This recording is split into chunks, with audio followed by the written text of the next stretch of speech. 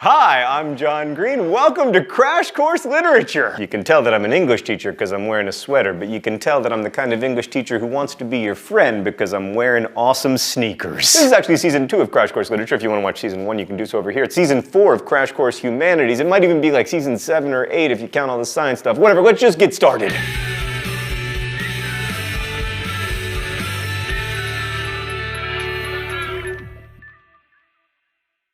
We're going to start at the beginning of literature, or at least a beginning of literature. Sing in me, muse, and through me tell the story of a man who lets all his shipmates die, lies to everyone he meets, cheats on his wife with assorted nymphs, and takes 10 years to complete a voyage that, according to Google Maps, should have taken 2 weeks. That man is, of course, one of the great heroes of the ancient world. Ladies and gentlemen, meet Odysseus, star of Homer's The Odyssey. Did I just say the odd at sea? It's a good pun.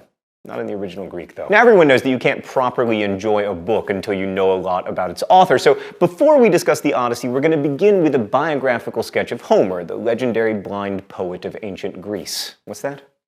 Apparently, we know nothing about him. Well, in fact, we know that whoever wrote them didn't actually write them because they were composed orally. And was Homer even blind? Well, there are some verses about blindness in the Homeric hymns, and there's a blind bard who appears in the Odyssey. But if authors only wrote about characters who were like themselves, then James Joyce's characters would have all had one eye, and I would be an astonishingly handsome 17-year-old. As for the subject of Homer's poems, archaeological evidence tells us that the Trojan War occurred around the 12th century BCE, although it probably included far fewer gods and similes than in the epics based on it. And again, maybe not. It's not like we have pictures. Anyway, Homer composed the Iliad and the Odyssey in the 8th century BCE, so centuries after the events it describes. And then no one bothered to write them down for another 200 years, which means they probably changed a lot as they were passed down via the oral tradition, and even today there are arguments about which parts are original and which parts are additions. There were a lot of competing poems about the Trojan War, but Homer's were by far the most famous, and they are now the most famous because they were also the only ones to survive the burning of the library at Alexandria. So the Iliad and the Odyssey are epic poems, and we define an epic as a long narrative poem on a serious subject written in a grand or elevated style centered on a larger-than-life hero. By the way, that was an example of dactylic hexameter, just like you see in epic poems. So the events of the Odyssey take place after those of the Iliad, so let's have a brief recap thought bubble. So Helen, the wife of Menelaus, runs off with Paris, a Trojan prince, or maybe she's abducted, it's not clear. Anyway, Menelaus' brother Agamemnon gathers allies and goes to Troy to get her back, but the war drags on for 10 years, at which point everyone is really tired and bored and wants to go home, until things suddenly get pretty tense because Agamemnon seizes a concubine of Achilles, and Achilles gets really angry and says he won't fight anymore, and things go really badly for the Greeks until Patroclus, Achilles' best friend and maybe also lover, it's not clear, goes into battle in his place and does a pretty awesome job until he's slain by Hector, the Trojan's great warrior, which forces Achilles to reconcile himself with his own mortality and return to the field where he becomes the ultimate death-dealing machine, slaying hordes of Trojans, including Hector, whose body he drags behind his chariot, because that's how Achilles rolls, until Hector's father, Priam, comes and begs for his son's corpse, and Achilles relents, and they have dinner together, and then the book ends with the war still going on and nothing really resolved. And that's the Iliad. When the Odyssey opens, it's 10 years later, and everyone is already back home, except for Odysseus. His son Telemachus and his wife Penelope don't know if he's dead or alive, but Homer reveals that he's on the Isle of Ogygia, imprisoned by the nymph Calypso, who's so hot for Odysseus, even though he spends his days laying on the beach and crying, that she won't let him go. But finally, the gods intervene, and after a series of adventures and a whole lot of backstory, he finally returns home to Ithaca in disguise and kills several dozen suitors who have been drinking all of his wine,